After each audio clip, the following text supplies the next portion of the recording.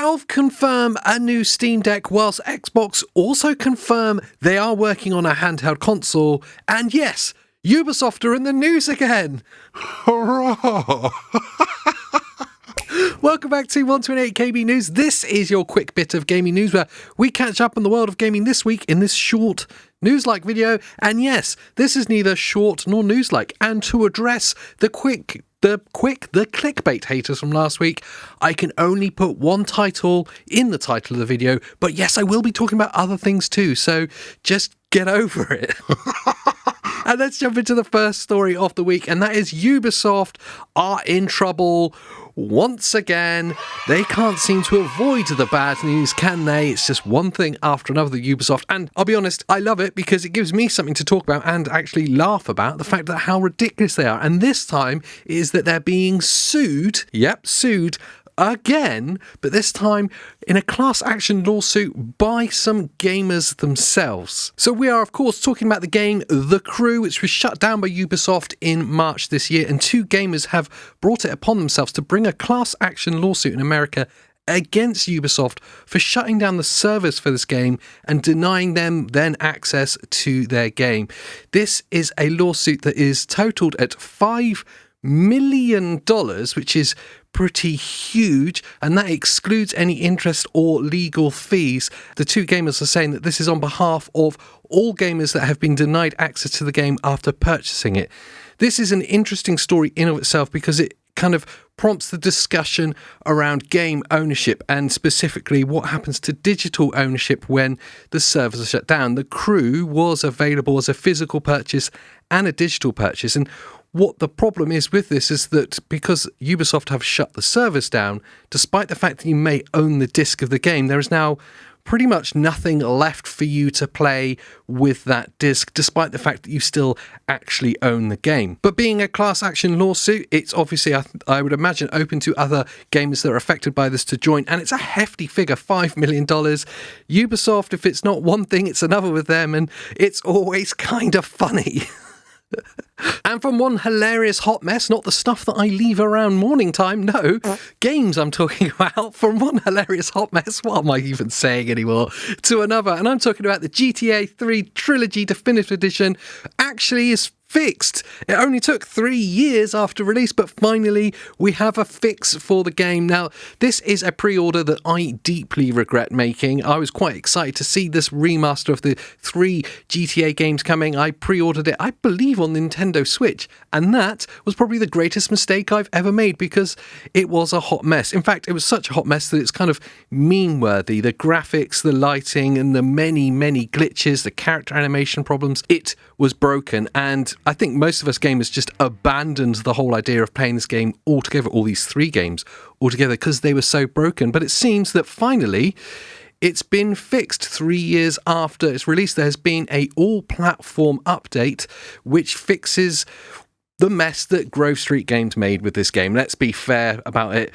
Their name has actually been interestingly removed from the title screen of the development itself, so I don't know what that means, if they've been responsible for the patch or not. But 3 years after it's released, I can't imagine that there's many people still desperate to play these remasters of these 3 particularly old games 3 years after the remaster's been made. But apparently, and according to the footage I've seen at least, it has fixed at least some of the superficial problems. Things like the lighting has definitely been removed. It has definitely been replaced back to how it kind of was in the original games, which gives it the atmosphere of those games back. Things like the fog have been reintroduced, so you're not left with this really kind of daunting, open, empty space. Character animations have definitely been fixed, and that was a huge problem. They're all the kind of superficial graphical problems that did exist in the game when it's released. Beyond that superficial stuff, I can't attest to it actually being glitch-free and some of those really big problems being fixed because, let's face it, it's 3 years after it's been released, and I'm certainly not jumping back into it, but I'd love to know if you are. Do let me know down in the comments. Okay, this story really is just specifically for Andy over on the main 128KB channel, who I also share the podcast with. It's his most requested thing of all time, and that is Stellar Blade coming to PC. And he normally puts when with a question mark, but now we seemingly have an answer that Stellar Blade is coming to PC in 2025. The developers have confirmed their interest and their approach to releasing the game on PC, which is huge news. It's a fantastic, awesome game. If you've not played it yet on PlayStation, I do implore you to jump in. But if you haven't got access to PlayStation, you're sat there waiting patiently, perhaps with your handheld PC, well, you won't have to wait much longer. The developers were talking about this in a recent financial roundup that they do about the success of the game in the last quarter.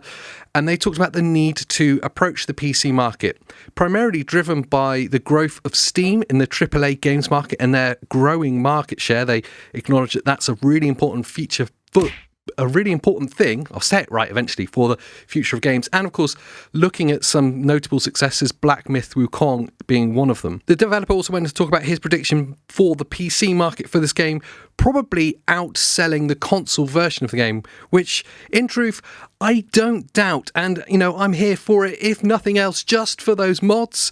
We all know what I'm talking about. And when it happens, you can send me the screenshots over on Twitter.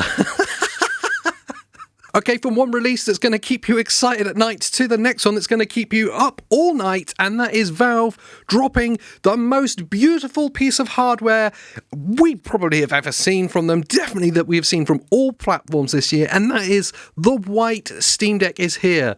Oh, it's like something sent from heaven, and take my money, it is absolutely beautiful.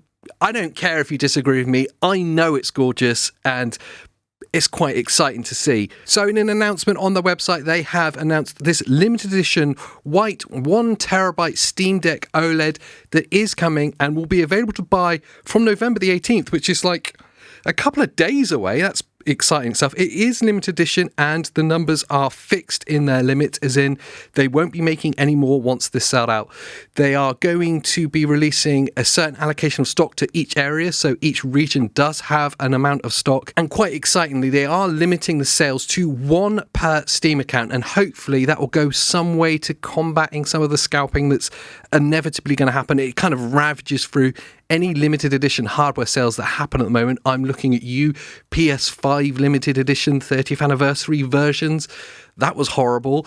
But at least with the PS5 Pro, the scalpers are getting undercut on eBay. Love to see it. They are now selling on eBay for less than the RRP, so scalpers have lost there yet again. Undoubtedly, this is a gorgeous release. It is slightly more expensive than the Steam Deck 1TB OLED version.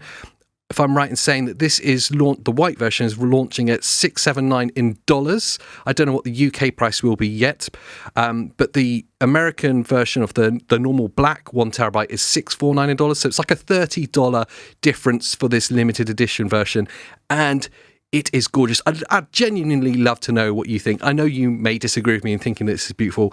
I'm very easily excited, as you may know by now, by new shiny things, and this new shiny thing, well, that's really excited me too. And from new shiny things to get excited about that are launching right now to new shiny things that will be launched soon, and that is the Xbox Handheld. It is real. I can't believe I'm sat here actually talking about. Phil Spencer has confirmed that it is something that Xbox are working on, and I am totally here for it. So hyped for the idea of an Xbox handheld. Let me tell you what we know, what Phil Spencer has said in his interview with Bloomberg, I believe it was, talking about the future of Xbox.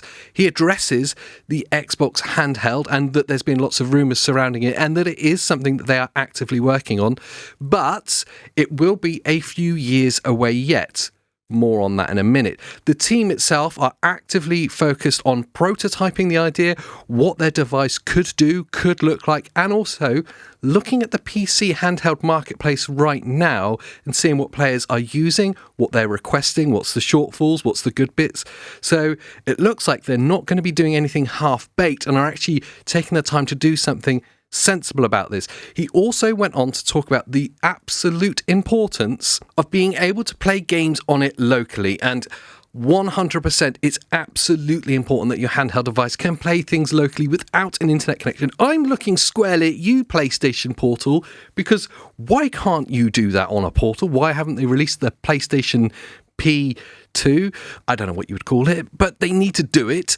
And also in kind of short-term news, looking at the handheld space, Phil Spencer also confirmed that the Xbox team are working actively and focusing on the Xbox app for handheld PCs and trying to get the best out of it as possible, really trying to improve the Xbox experience on handheld PCs.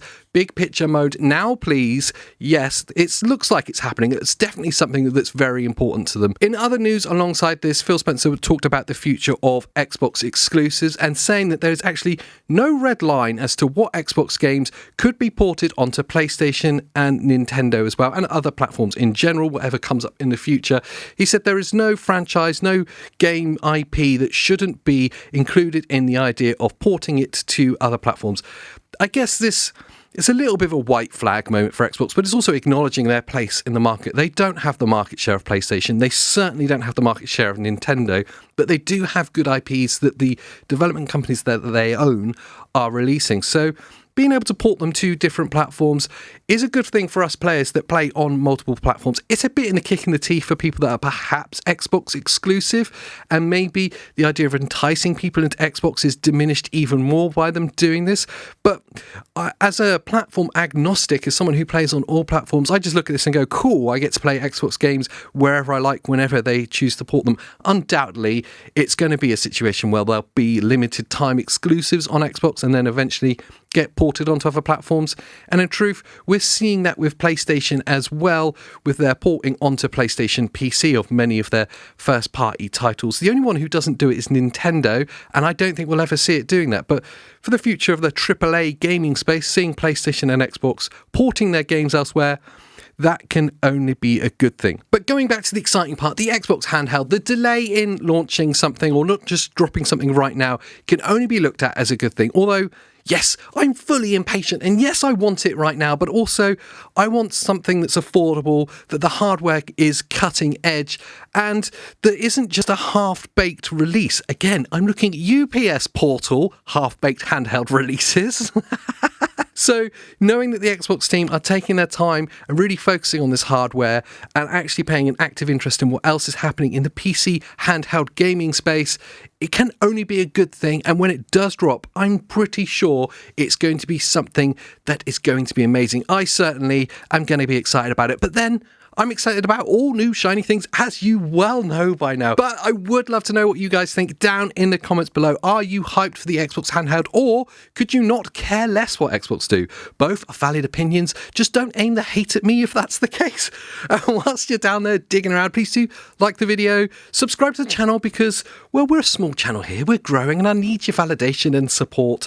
And maybe before you go, consider watching another video from us here at 128KB. We're a lovely bunch and we love you being here. Perhaps the podcast where me and Andy talk about all things gamer in a short, more calm fashion where we get our words out properly, unlike this where I rush everything. I still don't know why I rush it. But anyway, until the next time, I'll see you next time. Should I hunch over the microphone like this? Should we record a video? Okay.